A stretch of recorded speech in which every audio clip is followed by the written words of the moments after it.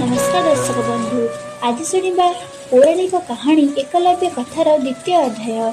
जदि आम चैनल आपण नुआ थे तेबे प्रथमे एकलव्य कथा प्रथम अध्याय को जाई देखंतु एवं किपर लागिला ताहा कमेंट माध्यम जणाइबे एवं आम चैनल को लाइक शेयर एवं सब्सक्राइब करने को जमा भी भूलिबे नहीं। चलंतु एकलव्य कथा द्वितीय अध्याय को आरंभ करिबा।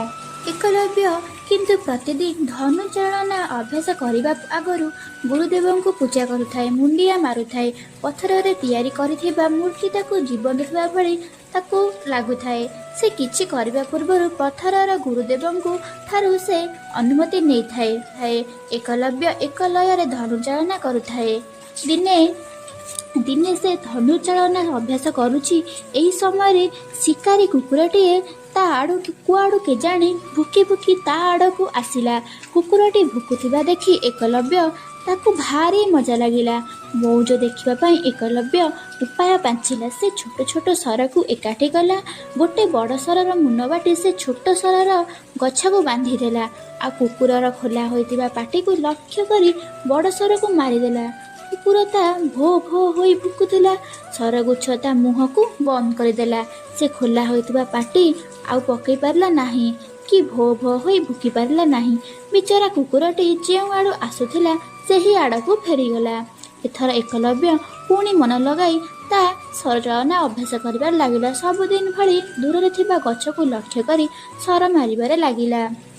से दिन पांडव भाई माने बनरु पारिधि करिबा पई आसीथिले। सेमानंक सहित पोषा कुकुरटी जाइथिला। कुकुरटीर मुह बंद कर देइथिबारु कुकुरटी पांडव मानक पाखरु फेरी आसिला। समस्ते तार मुह बंद होइतिबा देखि अबाक होइगले। सबुठु बेसी आश्चर्य होइगले अर्जुन। सेतेबेले अर्जुन खूब भल धनुषर चालक भाबे सुनाम अर्जन करुथिले। हेले सर मारी एपरी कुकुरर मुह बंद करिबार शक्ति तांको पाखरे नथिला। से भल भाबरे कुकुर को देखिबारे लागिले। अर्जुन मने मने भाबिले निश्चय किए मोठारु भल धनुषर चालक एठारे रहिछि। एपरी भाबे अर्जुन तांका भाई मानक सह सीधा सीधा गुरु द्रोणाचार्य पाखक आसिले। पांडव माने गुरुदेव को प्रणाम कले। एहा परे बणरे घटिथिबा सब कथा कहिले।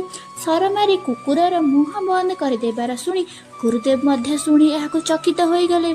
एथर गुरु द्रोणाचार्य एवं पांडव मानंकु धरी बण को आसिले। किछि समय परे खोजाखोजी परे से एकलव्यर आखड़ा जगार पहुँचिले। सेतेबेले एकलव्य पत्थर रे सरर मुन को खसी तार धार करुथिला। एकलव्य गुरुदेव और पांडव भाई मान को देखिला। से संगे संगे दौड़ी जाई गुरुदेवंक गोड़ तले मुंडिया मारिला। द्रोणाचार्य ताकू देखिबा क्षणी पूर्व कथा मने पड़ीगला। से मने मने भाबिले ओ एई तो सेई सबर पिला एकलव्य। याकू तो सेदिन विद्या शिखाइबी नाही बोली मना करी देइथिली। ये तो विद्या शिखिला केउठू? द्रोणाचार्य एपरी भाबे एकलव्य को पचारिले। अच्छा बापा, तुमे काहाठारू एते सुंदर सर चालना शिखिच कहिल? तुमर गुरु किए? एकलव्य संगे संगे पत्थर मूर्ति आड़े आंगुली देखाई कहिला, गुरुदेव ये होउची मोर अस्त्र गुरु। आपणक ठारू ही मो सब विद्या शिखिची।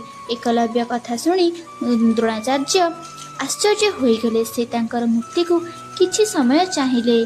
केते कथा मने मने भाबिले। मने मने भाबी एकलव्य को बहुत प्रशंसा कले। से तो अर्जुन को श्रेष्ठ धनुचालना भाबी करिवे बोली प्रतिज्ञा करथिले। एबे अर्जुन ठारू एकलव्य तो श्रेष्ठ होइगला, किंतु गुरुदेव यह चाहू नथिले। तेणु से एकलव्य को कहिले, एकलव्य तू जदि मते तोर गुरु मानुछु ताहाले मते तोर गुरु दक्षिणा देबा उचित। गुरु निजे दक्षिणा मागुछंती। सबर एकलव्य खुशी कहिले न सरे। एकलव्य कहिला, गुरुदेव मु प्रतिज्ञा करुछि, आपण जहा मागिबे मु प्रदान करिबी। एहा शुणी गुरुदेव कहिले, मते तोर डाहाण हातर बुढ़ा आंगुली दक्षिणा रूपे दे। एकलव्य बिना द्विधारे संगे संगे छुरी धरी आंगुली को काटिदेला। आ गुरुदेवंक पाद तले थोईदेला। द्रोणाचार्य एकलव्यर गुरु भक्ति देखि मने मने निजको धिक्कार कले। ये थिला ଏକଲବ୍ୟର କାହାଣୀ ଏକଲବ୍ୟର ଜୀବନରେ ଯାହା ଘଟିଥିଲା ଏକ ଗୁରୁ ଏବଂ ଶିଷ୍ୟର କାହାଣୀ ମୁଁ ଆପଣଙ୍କ ଆଗରେ ପ୍ରଦାନ କରିଛି। ଯଦି ମୋର କାହାଣୀ ଆପଣଙ୍କୁ ଭଲ ଲାଗିଥାଏ ତେବେ ମୋ ଚ୍ୟାନେଲକୁ ଲାଇକ୍ ସେୟାର ଏବଂ ସବସ୍କ୍ରାଇବ୍ କରିବାକୁ ଜମା ଭୁଲିବେନି। ଧନ୍ୟବାଦ।